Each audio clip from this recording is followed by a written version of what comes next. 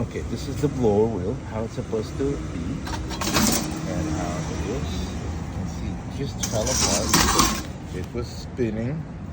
Something got loose, and it's starting spreading. That centrifugal forge was spreading, a G-force, let's say. It was just making the going crazy, and of course we just separated it to damage the blower wheel, and we're going to see this, the whole blower wheel.